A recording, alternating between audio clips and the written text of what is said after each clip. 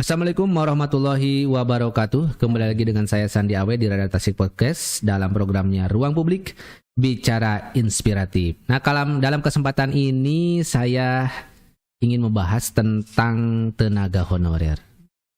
Baru-baru ini kita sudah tahu bahwa pemerintah pusat akan membuat kebijakan tentang penghapusan tenaga honorer. Sementara di sisi lain masih banyak tenaga honorer yang mengabdi saat ini ribuan, bahkan salah satunya di Kabupaten Tasikmalaya. Ada yang dari guru, ada yang tenaga kependidikan, ada yang dari kesehatan dan lain sebagainya. Hari ini saya mengundang Pak Tete Suherman. Beliau adalah Ketua Forum Honorer Guru dan Tenaga Kependidikan Kabupaten Tasikmalaya, yang juga sebagai guru di SDN Cipakat, Singaparna, Kabupaten Tasikmalaya. Selamat datang Pak Tete. Selamat datang. Seperti ya tadi di pembukaan saya Pak, ini ada kebijakan pusat nih. Mungkin Bapak udah lebih dulu tahu tentang kebijakan ini, rencana penghapusan tenaga honorer November 2023. Ya. Nah, bagaimana Bapak melihat atau merespon kebijakan ini? Kalau tentang penghapusan honorer, saya kira itu tidak serta-merta semua dipensiunkan. Kalau persepsi saya ya. Iya. Jadi bukan berarti seluruh yang mengabdi secara honor itu bukan berarti dipecat semua, diberhentikan ya. Saya analisis dengan adanya regulasi atau peraturan-peraturan yang mengatur tentang terutama di manajemen P3K.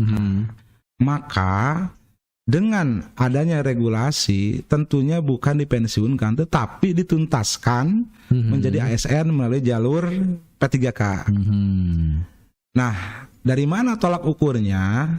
Regulasi yang paling signifikan untuk di wilayah lingkup guru itu sudah diatur di Permenpan RB nomor 20 tahun 2022 tentang penuntasan di lingkungan Dinas Pendidikan atau Kementerian Kebudayaan.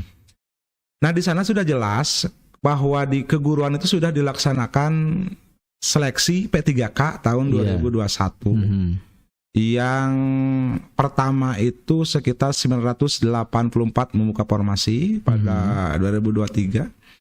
Nah, sementara di DAU 2022 itu tercantum jumlah formasi sekitar 5.517. 5.517 tahun 2022. Nah, bahkan dikunci dengan kata earmarked dan tidak bisa digantikan si uang itu tersebut untuk kegiatan atau program lain. Maka dengan landasan itu si pemerintah itu sudah membuka celah untuk pengangkatan honorer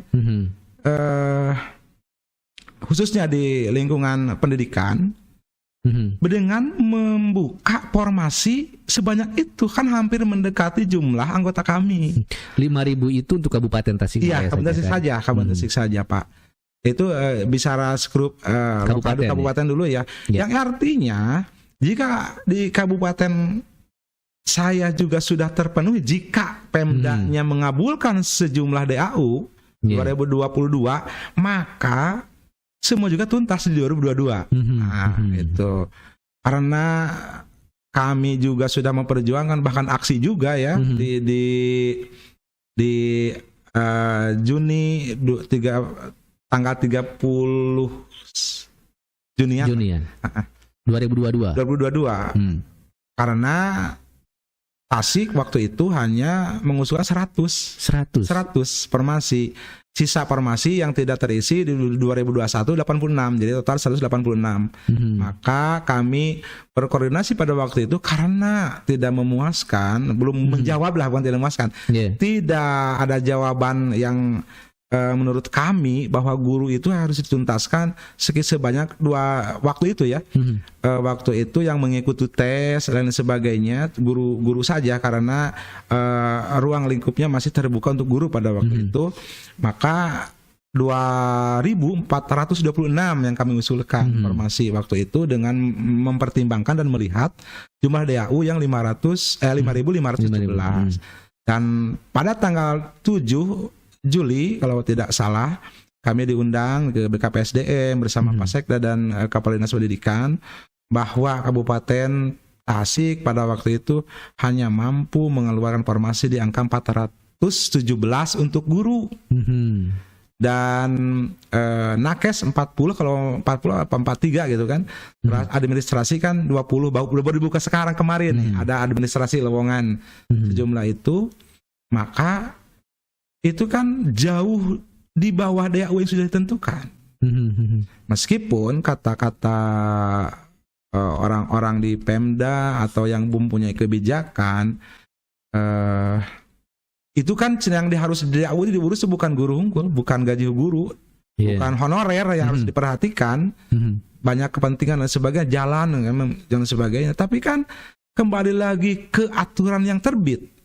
Aturan yang terbit itu menyatakan jelas-jelas ketika formasi P3K dicantumkan di DAU dan sifatnya tidak bisa digeser ke kegiatan lain, maka mau tidak mau kan harus mengangkat. Jikapun tidak mengangkat, maka akan ada penalti. Kalau saya pandang, penalti dalam bentuk pemotongan DAU.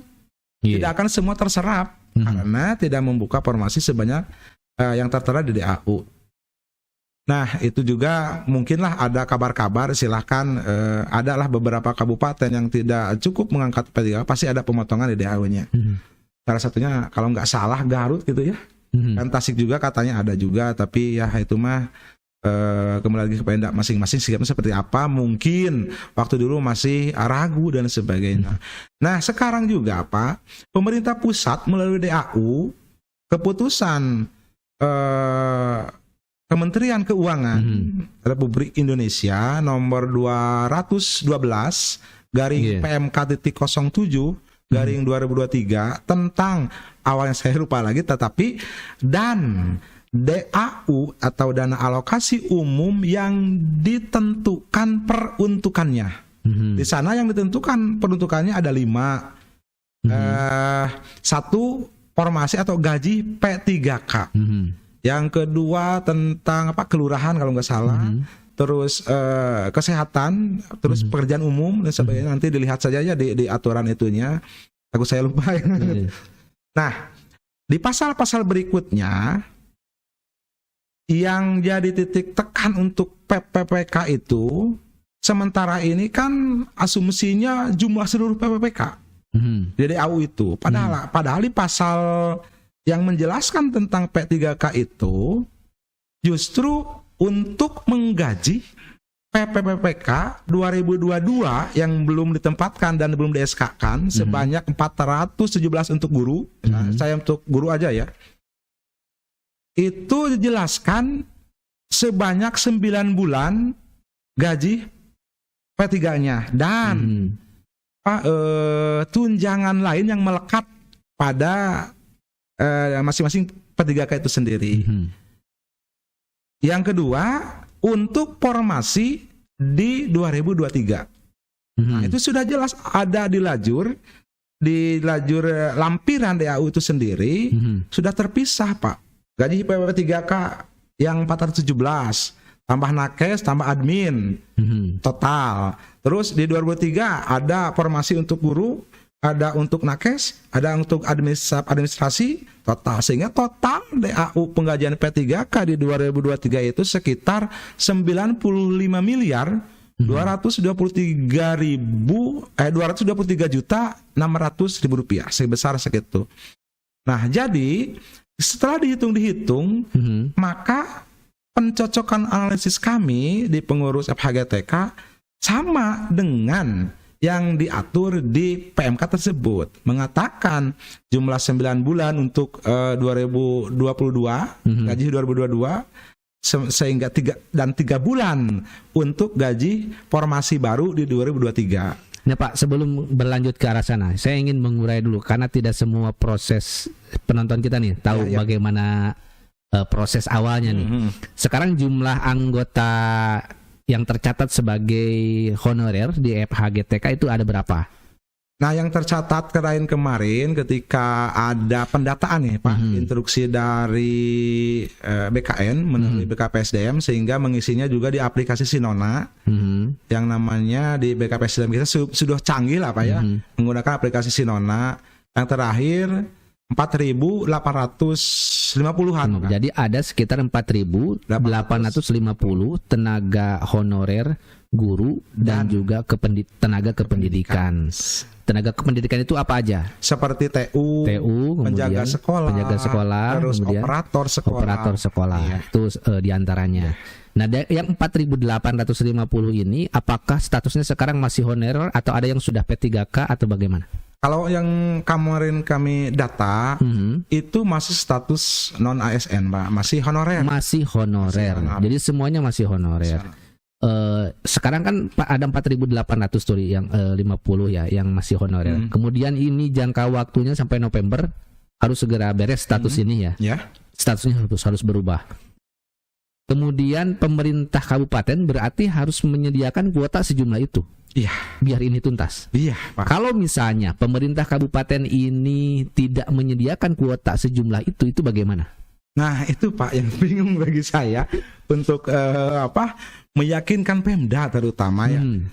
Nah, saya berharap dan saya berdoa itu ada regulasi pusat untuk membackup semua ketika Pemda tidak mau mengeluarkan formasi ya sesuai jumlah kami lah. Kalau tidak misalkan kalau merujuk di DAU itu sekitar 6.000 lebih untuk guru, 900 untuk nakes dan untuk administrasi sekian lah, saya lupa lagi nanti bisa dibuka.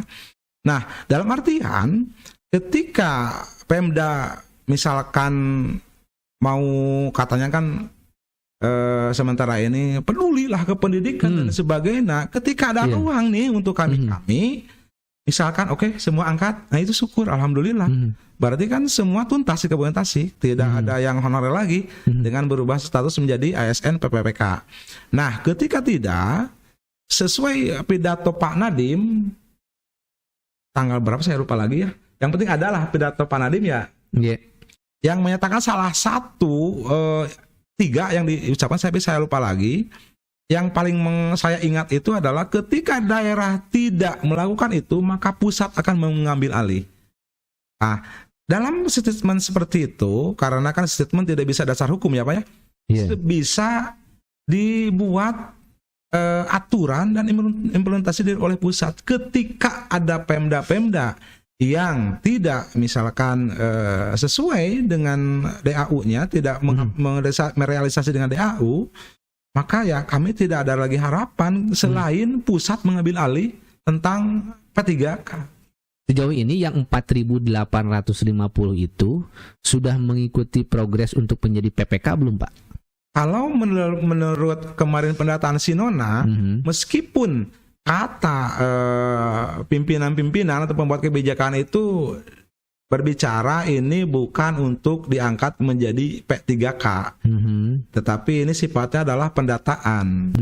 Nah, yang anehnya yang dijadikan dasar hukumnya itu justru manajemen rekrutmen P3K. Kalau nggak salah PP 48 2018. Nah, di sana aturan disebutkan bahwa 1 tahun paling minimal ya mengabdi di satu instansi, maksimal 5 tahun instansi itu bisa diangkat menjadi PPPK. Itu kalau nggak salah pasal 29. Nah, di sana disebutkan seperti itu. Maka kan sebuah dasar hukum dicantumkan, tapi tidak mengarah ke rekrutmen P3K. Kan unik ya Pak. Nah, maka saya juga ambil positifnya saja bahwa pendataan kemarin itu untuk memetakan penuntasannya seperti apa dan bagaimana. Dan sehingga kami melihat sekarang di DAU 23 kan lebih banyak jumlah formasi ketimbang DAU 2022. Nah, jadi sebanyak 6.000 sekian itu ya hasil kemungkinan saja hasil pendataan kemarin melalui aplikasi Sinona. Karena kan disaring lagi oleh aplikasi dari BKN. Ketika kita sudah menginput di aplikasi Sinona, terus diverifikasi dan sebagainya, kita bisa login ke BKN, akun BKN tentang pendataan tersebut. Berarti sekarang statusnya tetap menjadi honorer. Nah itu Belum ada kejelasan apakah akan jadi PPK atau Belum. tidak. Kata Bapak tadi itu menyebutkan ada formasi PPK 400 berapa? 17 yang tahun berapa Pak? 2022. Nah itu 2002 itu formasi 2022 sesuai DAU 5.517. Jadi nggak kepake Nggak itu. kepake, cuman yang disediakan itu 480. 408 itu udah kepake. Udah, berarti Udah. ini yang 4.800 sisa dari yang terkurangi oleh itu. Belum, karena belum dikurangi Pak. Karena pendataan waktu itu kan yang 417 itu belum ditempatkan dan belum di-SK-kan. Oh, kuotanya udah terambil belum atau gimana? Kan itu 2022 di-SK-kannya itu yang 417. Di-SK-kan nanti April 2022. 2000. Nah, kalau tepat jadwal. 2023. 2023 April. Sementara April ini kan 2023. belum di-SK-kan, belum ditempatkan yang Jadi masih datanya. status ASN kan, karena SK belum lahir gitu. Maka masuk di database 4850. 4850. Ketika pendataan juga kemarin ditanyakan, Pak, kalau yang sudah mendapatkan penempatan, apakah ikut di data? Di data aja, nah kan gitu. Jadi kalau misalkan ada larangan jangan di data, yang 417, kami tidak akan masukkan karena anjurannya harus dimasukkan, dimasukkan. Jadi dari 4.850 itu ada 417 Yang sudah mendapatkan mendapat penempatan tetapi belum mendapat di-SK-kan. penempatan sebagai PPK tapi belum mendapatkan SK-nya. Itu. SK-nya ada nanti sekitar April 2023. Berarti sisanya ya dikurangi itu Ya. yang masih belum jelas. Belum jelas. Yang masih belum jelas. Kalau misalnya tidak ada rekrutmen lagi nih yang ini. Ya, gini aja Pak, kan di DAU sudah jelas nih. Sekitar 6.000 untuk guru. Ntar saya buka lagi. DAU kabupaten bukan? Kabupaten. Pak. DAU kabupaten teh jadi ada kuota. Ada kuota. Ada peruntukan dari ada DAU-nya. peruntukan dari DAU-nya yang tidak bisa posnya digeser-geser Iya. ke hal lain. Iya Pak. Khusus PPK. Itu menurut PMK ya, bukan PMK. menurut saya. Itu kan Nah ini Pak ini ya.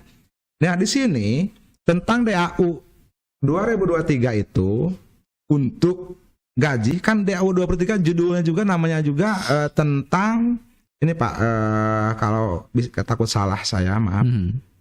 Nah di PMK itu Peraturan Menteri Keuangan Republik Indonesia nomor 212 garing PMK titik 07 2002 tentang indikator tingkat kinerja daerah dan ketentuan umum bagian alokasi umum yang ditentukan penggunaannya tahun anggaran 2023.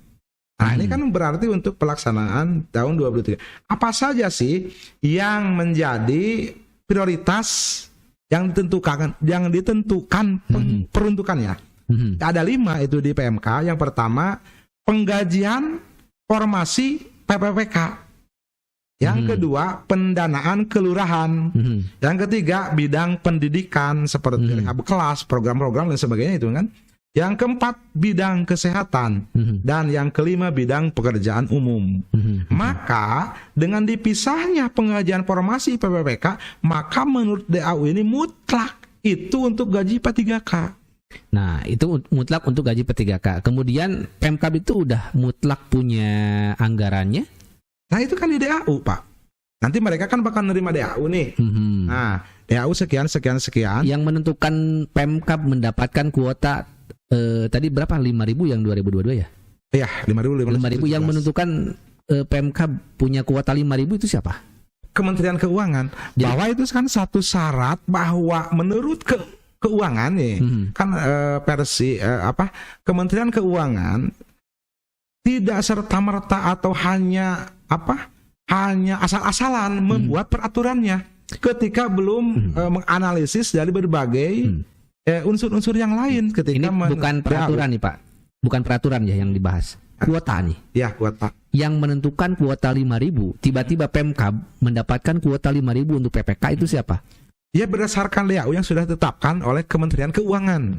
Oh. Jadi kami nilai Jadi tadi bukan membahas peraturan, Iya, iya. tapi dasar aturan itu sendiri terbit tidak akan ujug-ujug. Itu kan harus berdasarkan analisis. Misalkan kabupaten ya, kan selama ini kami tidak bisa banyak mengeluarkan formasi karena beban belanja pegawai besar misalkan. Nah, tetapi kan berdasarkan Kementerian Keuangan ini mampu menyediakan formasi 5.517 di 2022 misalkan. Oh, jadi anggarannya tetap dari Pemda, bukan dari pemerintah, bukan Dari dari transfer pusat dari transfer pusat. yang sudah ditentukan peruntukannya. Oh, jadi pusat ada uang nih dari DAU, DAU namanya DAU. untuk PPK dengan kuota 5.000 untuk Kabupaten Tasikmalaya, udah berdasarkan data dikirimlah gitu kan. Disiapkanlah kuota, tinggal diserap berarti sama Iya, Pemkab, tinggal diserap. tapi tidak diserap Tidak serap semuanya. semuanya. Yang diserapnya hanya 80 totalnya. 480, bukan 417. Itu untuk guru 417-nya. 417 untuk guru, totalnya 480 Dengan nakes dengan dan nakes dan administrasi. sebagainya. Oh, jadi tidak semua. Itu alasannya pada saat itu kenapa tidak diserap? Jadi Ada penjelasan kan? Iya. Pemkab alasannya kenapa tidak kan itu uang dari pusat kan? Alasannya gini Pak, yang paling klasik itu PAD Kabupaten Tasik itu kecil, paling kecil lah misalkan. Kan tidak ada korelasi Ya betul. antara PAD Kabupaten Tasik dengan DAU dari pusat, kan gitu. PAD mah PAD, penghasilan Kabupaten Tasik peruntukan kan sudah ditentukan di Musrenbang. Musrenbang Kabupaten nih, peruntukan misalkan ini untuk ini untuk ini. Tapi kan DAU kan sudah dikunci oleh Kementerian Keuangan bahwa nilai formasi atau gaji PPK misalkan DAU 2021-2022 5.000 sekian itu sudah mutlak sekian dan tidak bisa diganti untuk kegiatan yang lain. Maka dengan kata itu mau tidak mau harus dilaksanakan. Jika tidak, maka akan ada pengurangan transfer DAU-nya. Jadi nggak jadi diambil lagi berarti Oleh sama pusat. Iya. Kenapa Kalau menurut ya? analisis saya ya. Kenapa? Kan saya juga heran. Kenapa ya? Mendingnya dibagikan ke kita kan diangkat P3K-nya.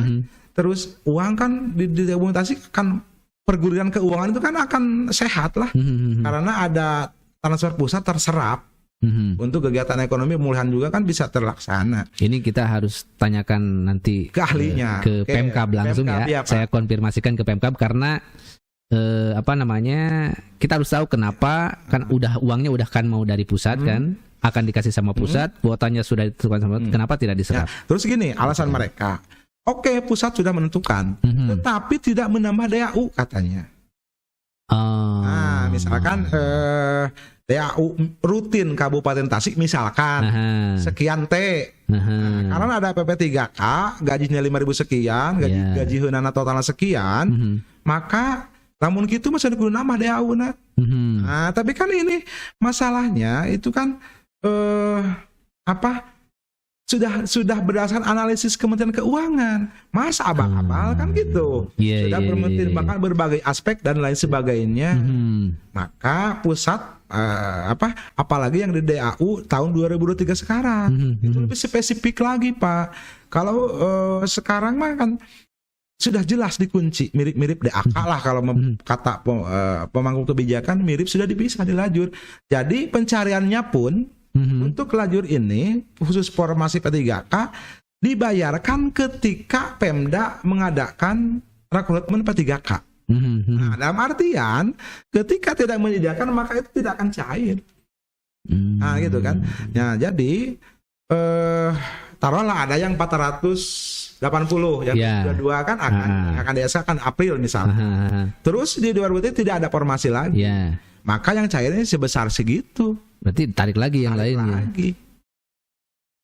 Nah, makanya saya berharap nih bisa menghadirkan juga pihak Pemda duduk bersama saring klarifikasi. Saling klarifikasi. Nah, jadi kan menghindari miskonsepsi. Apa sebenarnya yang terjadi di Pemkab itu gitu biar kan. jelas kan.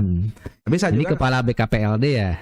Badan BKD. Kalau untuk guru BKD kan. Untuk P3K guru sekarang katanya beliau hanya penyantaan dari proses di BKN. Jadi seluruhnya diatur Kemendikbud katanya. Kalau guru.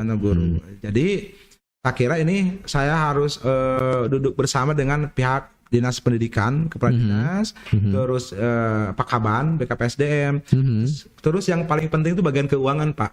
Paling sebagai keuangan, terus dari Pasekda lah, dari Pemda Kabupaten Tasikmalaya yang menyangkut tentang regulasi keuangan dan sisi hukumnya bagaimana. Jadi lebih terang benderang, Pak, enak begitu. Kalau misalnya Pak terjadi, kan ini dilihat dari bagaimana Pemkab membuat menyediakan kuota tahun 2022, mereka hanya mampu 480. Kemudian apakah menurut Bapak peluangnya ini 4.850 bisa terserap? Terus bagaimana cara bisa formulasi terserap semuanya? Itu kan sangat banyak tuh, 4.850. Sementara tahun kemarin aja hanya 480. Taruhlah kalau tahun sekarang bisa sampai 2.000 misalnya, itu sangat luar biasa mungkin. Tapi bagaimana nasib yang lain yang enggak? Nah itu, Pak. Nah, bagaimana nasib yang teman-teman honorer ini yang tiba-tiba tidak terbawa kuotanya? Tapi sejauh ini gitu Pak, kami juga di anggota berdasarkan rakor-rakor itu kan. Memang jika Pemda berat, misalkan dengan berbagai alasan berat menyediakan formasi banyak, meskipun DDAU sudah ditentukan, tapi beratnya sebelah mana ya sekarang kan sudah dikunci, dalam tanda petik ya. Kami juga sudah ada lapang dadanya, Pak. Yang penting siapa arah kebijakan, pemangku kebijakan itu ada tahapannya. Misalkan gini nih, oke lah, saya akan selesaikan masalah honorer misalkan dari pembuat kebijakan di Pemda Kabupaten Tasikmalaya. Tahun 2022 segini nih, 2022 segini nih, 2023 segini nih. Yang penting ada rangkaiannya, Pak, ada tahapannya. Yang diharapkan itu meskipun tuh nggak geblug.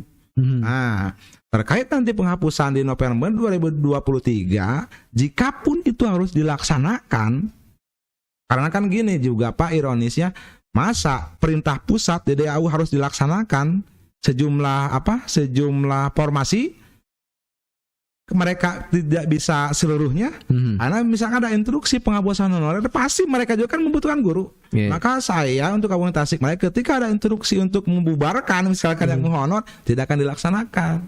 Karena kalau dilaksanakan maka akan kontradiksi dengan sikap implementasi formasi DDAU, ya.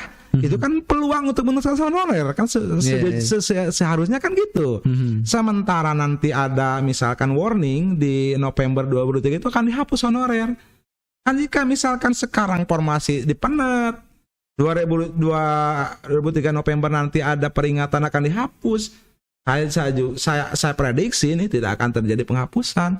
Misalnya pemecatan langsung udah keluarin tidak akan.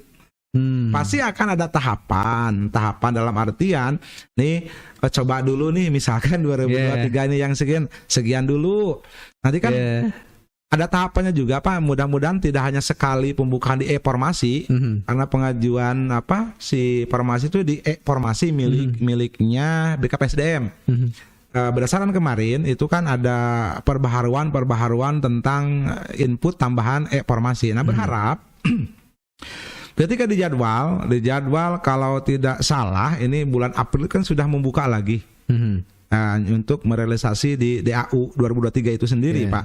Nah, kita lihat saja nanti jika April hanya menyediakan sedikit atau tidak menyediakan, nah maka kami akan tetap berjuang mempertanyakan kenapa. Nah, bahkan kami juga tidak akan sampai melepas begitu saja. Yang penting jelaskan dulu nih DAU 2023 arahnya kemana. Itu, Pak. Iya, sangat menarik sekali ini, Pak. Kita akan menunggu klarifikasi atau konfirmasi dari Pemkab ya. Nanti kita akan coba undang. Kalaupun mereka tidak bisa datang ke sini, kita akan mengkonfirmasinya melalui liputan, melalui koran kita. Ya, siap, Pak. Bisa dibaca di koran. Nah, para pemirsa Radar Tasik Podcast, jangan dulu kemana-mana. Dan yang belum subscribe, silakan subscribe channel Radar Tasik Podcast. Kita juga akan berbincang lagi di seri berikutnya tentang bertahan hidup ala tenaga honorer. Sekian dari saya. Assalamualaikum warahmatullahi wabarakatuh. Waalaikumsalam.